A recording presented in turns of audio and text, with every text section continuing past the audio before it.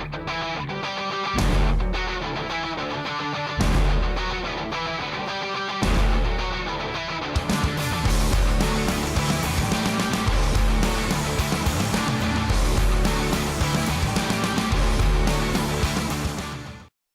morning, everybody, and welcome to another Coffee and Devotions with Adam. I'm Adam. This is my coffee, and it's time for some devotions.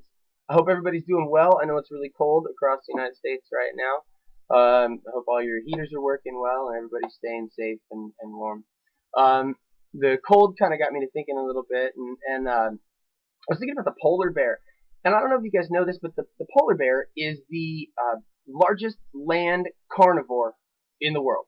Okay, it can weigh between 700 and 1,200 pounds, and because of its size, it requires ingesting in their body to use 5 pounds of fat per day just so it can survive. So I was thinking, like, where does an animal that big get that much food from in that frozen wasteland that it lives? And believe it or not, the answer was easier and more simple than you even may think. Because most of the polar bear's neighbors are seals, and seals have a huge amount of fat supply to offer the polar bears.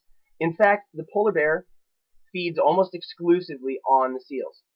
The problem comes when the polar bear needs to catch the seal, because they tend to be a little bit slippery, and they kind of have a habit of jumping into the water really quickly when they see a polar bear coming. So to make sure that they get their supersized extra value seal meal, the polar bear resorts to some really cunning trickery, so to speak. If the hole that the seal does his fishing through in the ice, there's the hole, the seal will find a hole in the ice and it'll go through that hole to do all its fishing and feeding. If that hole is not too far from the edge of the open water, the polar bear will take a huge deep breath. He'll slip underneath the ice and he'll swim to the seal's fishing hole. He'll go up to the fishing hole where the ice is real thick around it, and he'll imitate the sound of fish in the water. He'll scratch on the surface or on the underneath of the ice right there, and he'll imitate the sound of the fish under the ice.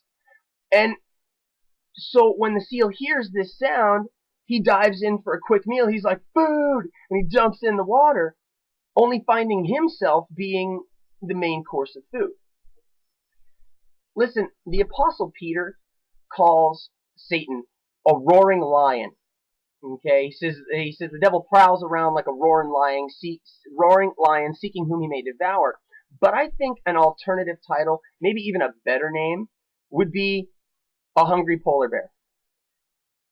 Every hour of every single day, the devil and his army of demons are seeking out those Christian seals to attack and devour, using the very same strategy as the polar bear. You see, first, he figures out where we like to spend our free time, where we like to hang out. For some of us, it's, let's say, the mall or the movie theater, or maybe in front of your television or in front of your computer. For others, it may be with a small, a group of close friends, a small group of friends, or maybe with your boyfriend or your girlfriend. Whatever the case is, he has got you figured out. Most of the time, those fishing holes that we spend our time in are harmless. But sometimes he hides under the surface and he baits us with some really, truly, seemingly harmless pleasure in life. And what we don't realize is that he's disguising those devastating consequences of our sin with something that looks or sounds appealing. And then, once we've surrendered to that temptation, he catches us in his trap, and he literally consumes our dedication to Christ. Some of those ice scratching examples that I could think of are there's so many, but what about a prayer request discussion that ultimately turns into a gossip session? Or hurt feelings that root themselves and become bitterness.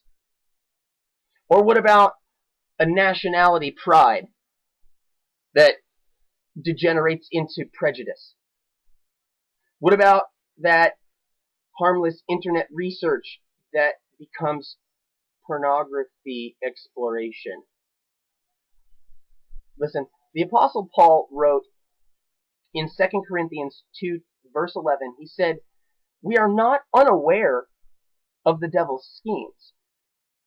Listen, guys, we know that he is after us, okay? We know that he hides beneath the surface of life, and he waits for us to dive into those sinful waters. So why, oh why, do we keep doing it? Christians have no excuse for being taken in by the deception of the devil.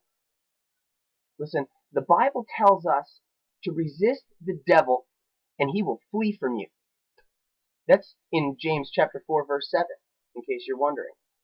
So in other words, guys, the next time that the devil is scratching at the surface of your fishing hole, remember that you can pray a whole lot longer than the devil can hold his breath. Blessings on you guys. Cheers.